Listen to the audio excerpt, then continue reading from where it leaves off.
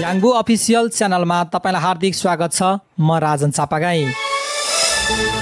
2082 साल असोज महिनाको 3 गतेको दिन कम्मल गाउँपालिका वार्ड नम्बर 3 फागुनन्द टोल स्थित किरात तेउलुङ चोतलुङ माङिमलाई 16औं राष्ट्रिय विभूति फागुनन्दको शालिग व्यवस्थापन गर्न माङिमका जग्गादाता स्वर्गीय दलबहादुर मेनाङबोकी धर्मपत्नी मङ्गलमाया मेनाङबोले नगद रु 1 लाख प्रदान गर्नुभएको छ। उहाँले यो नगद यहाँनिर उपलब्ध गराउँदैन हुन्छ।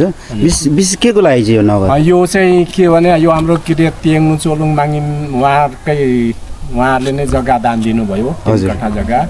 र त्यो जग्गा दान गर्नुभएको भित्र चाहिँ हाम्रो यो किरात तेउलुङ माङिम 9 तलाको स्थापना भएछ र यसकै परिसरमा हाम्रो नेपालको 16औं राष्ट्रिय विभूति महागुरु फाल्गुनन्दको शालिग निर्माण अथवा शालिग व्यवस्थापनको लागि उहाँले चाहिँ वचन गर्नुभएको थियो र हाल युकेबाट आएर उहाँले जुन आज यो हस्तान्तरण गर्दै हुनुहुन्छ। विशेष गरी यो फाल्गुनन्दको शालिगको लागि शालिग व्यवस्थापनको लागि चाहिँ उहाँले यो सहयोग गर्दै हुनुहुन्छ। उहाँकै बुहारी आवती मेनाङबोको तर्फबाट रु 32,250 मूल्य बराबरको जिन्सी सामग्रीमा 4 वटा लाइट निर्माण समितिका कोषाध्यक्ष लाखबहादुर मावो, सचिव नरबहादुर लिङदेन, सदस्य मनकुमार थलङ र अध्यक्ष सूर्य प्रसाद लिम्बू अन्य विशेष अतिथिहरूको सहभागितामा हस्तान्तरण गर्नुभएको छ।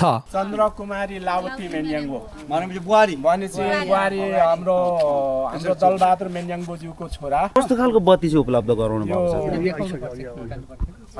यो माने के अरे सेन्सर लाइट भनिन्दो रहेछ। यो 4 पिस छ, जम्मा 4 थान छ। र यसको विशेषता चाहिँ भनेको जब यो माङिममा जडान गरिएको छ, जब मान्छे आउँछ त्यो अटो बल्छ र के अरे जब मान्छे सुनसान हुन्छ भनेदेखि ऊ पनि यसरी नबल्ने, अटोमेटिक मान्छे आउँदाखेरि अटोमेटिक बल्ने, मान्छे छोडेर गएपछि त्यो अफ भएर जाने। विशेष गरेर यो सोलर सिस्टम। साथै समितिद्वारा दाता मङ्गलमाया मेनाङबोलाई खदा उडाई सम्मान गरिएको छ। उहाँलाई यो सम्मानको लागि सबैले ताली